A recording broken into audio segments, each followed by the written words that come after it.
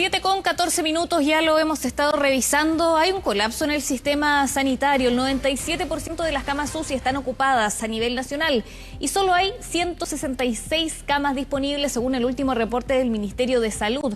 Además, el MinSal descartó que se haya llegado al dilema de la última cama y proyecta que para mediados de junio las cifras comiencen a descender. Esas fueron palabras del ministro Enrique París. Vamos a tomar contacto con Dani Linares, que tiene más información al respecto. Dani, buenos días. ¿Qué tal, Valentina? ¿Cómo estás?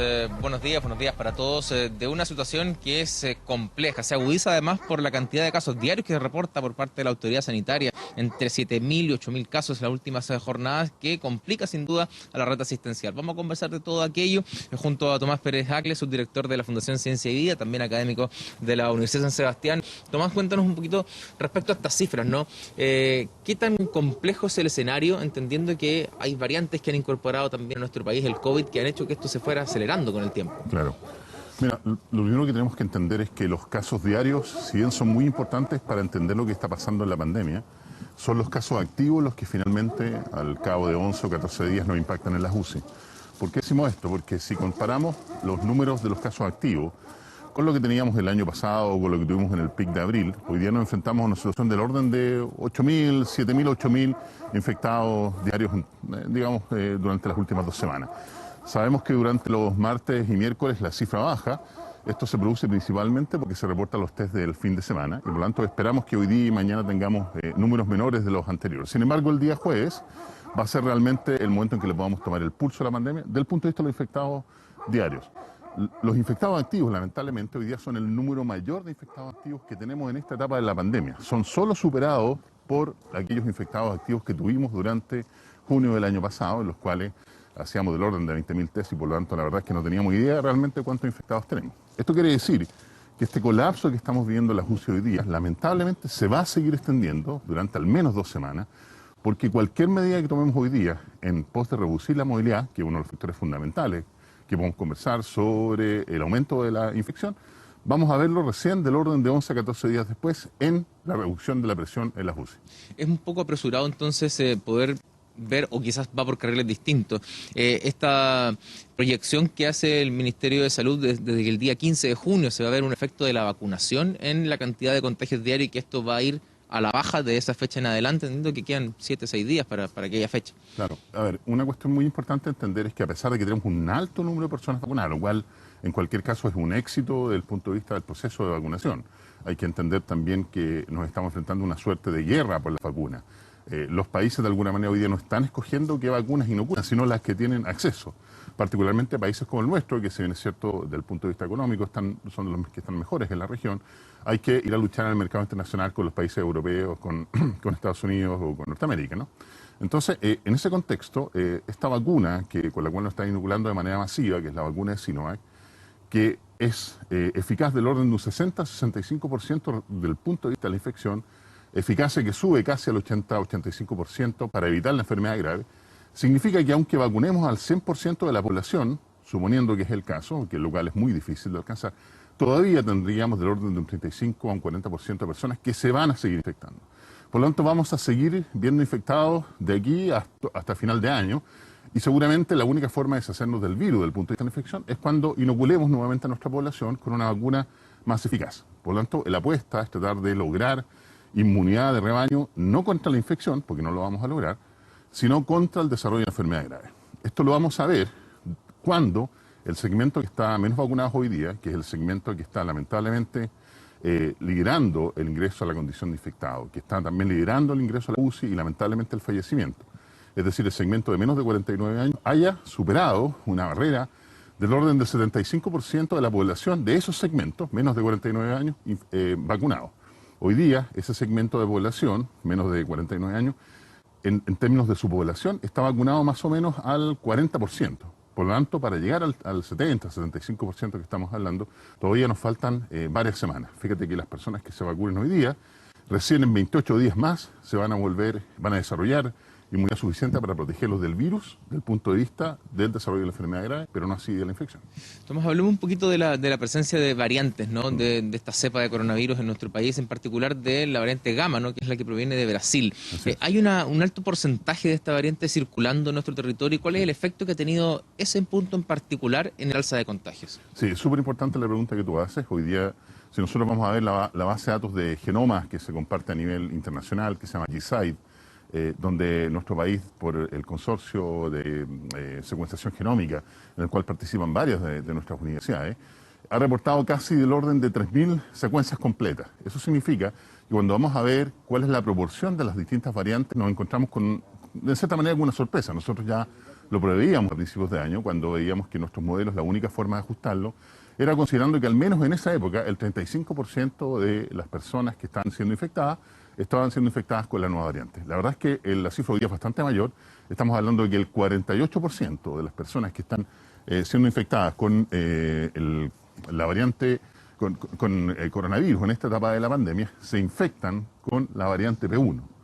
Y el segundo lugar, del orden del 38%, lo obtiene la variante C37, que a pesar de que el ISP no ha reconocido su existencia, sí a nivel científico reconocemos la existencia de la variante C37, que es esta variante que emerge en la condición de alta infección y de alta prevalencia que tuvimos en Chile durante el año pasado y que tuvimos en Perú.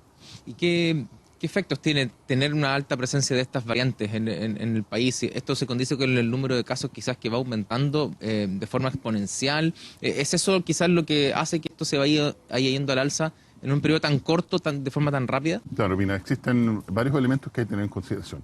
Lo primero, hay que partir con lo que mucha gente considera que es lo último, pero más bien es lo primero, tiene que ver con la movilidad. Si nosotros mantuviésemos a las personas en nuestras casas, en todas sus casas, y por cierto para eso tenemos que entregar las condiciones necesarias desde el punto de vista de los incentivos para que las personas se queden en su casa, particularmente monetarios, que lamentablemente no han llegado a todo el mundo como se debiera, el virus desaparecería de circulación. Eso lo prueba la estrategia Zero COVID que han implantado en algunos países, poco, Nueva Zelanda, Australia, Vietnam, pero ahora Vietnam está sufriendo un aumento de la infección producto de una nueva variante que incluso es más agresiva, que le llamamos la variante ETA, ¿no? Ahora, estas variantes, lamentablemente, que se dispersan de esta manera comunitaria, de muy alta forma en Chile, han producido un aumento de los casos principalmente en las personas más jóvenes. Esto es algo que ya vimos en Brasil, que lo vimos en Inglaterra y que lo estamos viendo en Chile. Hoy día la mayoría de las personas que se infectan con el virus, que llega a UCI y que lamentablemente fallece, son personas que tienen menos de 49 años. Por lo tanto, en la dinámica actual de la infección viral en Chile, la presencia de las nuevas variantes es un elemento tremendamente relevante. El segundo elemento muy importante tiene que ver con la vacunación. Ya lo mencionábamos recién, las personas menos de 49 años, que son las que mayoritariamente se infectan, son personas cuyo segmento de edad, de grupo etario, tiene del orden de un 40% de esa población vacunada. Por lo tanto, si uno hace unos cálculos relativamente rápidos, estamos hablando que todavía quedan del orden de 2 millones de personas susceptibles de contraer la enfermedad en ese grupo etario. Por eso es tan importante avanzar lo máximo posible en la vacunación, pero no tenemos que dejar de tener en cuenta que básicamente tenemos una guerra de las vacunas a nivel internacional y por lo tanto no es simple hoy día obtener 2,5 millones de vacunas de un día para otro. Hablábamos de la presencia de estas variantes en nuestro país, en particular la variante Gamma, ¿no? La variante brasileña, que tiene una proporción bien importante en la cantidad de casos que se han reportado. Hay preocupación también respecto a otras variantes que señalan no estar en nuestro territorio, y el ministro incluso se refería a esta variante Delta, donde señalaba, bueno, que finalmente no hay casos, pero que pareciera ser mucho más agresiva, incluso más compleja de dominar por las vacunas que se están usando. Claro, eso es cierto. Mira, estas variantes de las cuales hemos descrito, ¿no? Que la OMS clasifica como alfa, beta, gamma y delta, donde delta es la variante que emerge en India, son todas variantes que primero son más infecciosas que la variante anterior, infectan a más población, la población que se infecta adquiere una mayor carga viral y por lo tanto dura más tiempo infectiva, e infectan un número mayor de personas.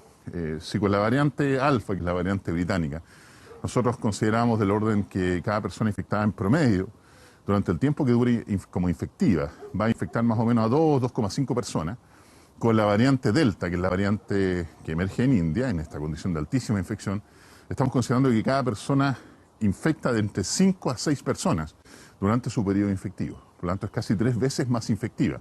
Esto significa que en una condición en que la variante Delta se disperse por el mundo, particularmente una condición de que no logramos vacunar al 100% de nuestra población. Fíjate lo que estoy diciendo, 100%.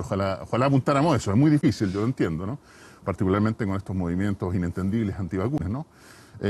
Lamentablemente, aún así, podríamos ver un número importante de personas que todavía siguen infectándose. Por lo tanto, lo que tenemos que entender es que estas variantes que emergen a nivel mundial, en una condición de alta conectividad como la que tenemos hoy día en el mundo, van a inevitablemente dispersarse por el mundo. Por lo tanto, la vigilancia epidemiológica es tremendamente relevante, no solo para la situación actual, sino para lo que nos va a tocar vivir en el futuro. La relación casos activos y ocupación de camas, ¿no?, en la red asistencial, ¿eso ha ido también aumentando la cantidad de demanda por camas críticas? Quizás al principio se hablaba de un porcentaje menor de los casos activos que iban a requerir finalmente hospitalización o algún tratamiento intensivo. Ese número ha ido también al alza, ¿no?, de gente que requiere necesariamente hospitalizarse producto del COVID. Sí, lo que tú mencionas es muy cierto. Al principio pensábamos que más o menos el 5% de todos los casos que se infectaban iban a terminar en UCI. Sin embargo, a medida que fue ocurriendo la pandemia y a medida que fuimos entendiendo más la dinámica del virus, particularmente en Chile nosotros vimos que ese número cayó más o menos del orden del 3,5%, entre el 3 y el 3,5%. Sin embargo, a partir de este año, de cuando ya vemos dispersarse la variante P1, que es la variante gamma, que esta que emerge en Brasil, en condición de alta infección en la ciudad de Manaus, lo que demuestra que la inmunidad natural, es decir, cuando todo el mundo se infecta, no existe, porque en ese minuto aparece una nueva variante, ¿cierto? Esta variante lo que hace es mover nuevamente este indicador y subirlo entre el 5 al 6%. ¿Cuántas realmente de las personas que son infectadas activas hoy día van a llegar realmente a una condición de UCI? Es difícil saberlo, porque va a depender principalmente de cuántas de esas personas efectivamente tienen una dosis o tienen todavía 2 dosis de la vacuna. Porque hay que recordar de que las vacunas, particularmente la vacuna de Sinovac, nos protege de la infección del orden de un 60-65%, pero contra el desarrollo de la enfermedad grave hasta un 85%. ¿Eso qué significa? Que todavía debiéramos esperar, a pesar de tener un porcentaje importante de la población vacunada, con 2 dosis, personas que todavía lleguen a la UCI. Imagínate que vacunamos al 100% de la población, lo cual es muy difícil por lo que estamos hablando. Todavía veríamos entre un 10 y un 15% de las personas que se infecten, que llegan a condición de UCI, pese a tener las 2 dosis de la vacuna. En ese sentido, la estrategia de ir aumentando cada vez más la red asistencial finalmente no va a dar abasto con el número. Porque eso es muy cierto. No, eso es muy cierto. Nosotros tenemos claro que luchar contra un crecimiento exponencial, como el que produce la dispersión de esta enfermedad, de la COVID-19, que es producida por este virus que llamamos SARS-CoV-2, con un proceso hospitalocéntrico de aumentar camas, tiene un límite, y ya estamos en ese límite. Hemos escuchado durante básicamente un año y medio de que el límite máximo teórico de camas totales UCI que se puede implantar en Chile es del orden de 4.500 a 4.600, y estamos ya en ese límite, desde aproximadamente la primera o la segunda semana de abril, que ya estamos en las 4.500 a 4.600 camas. Por lo tanto, hoy día es imposible aumentar las camas.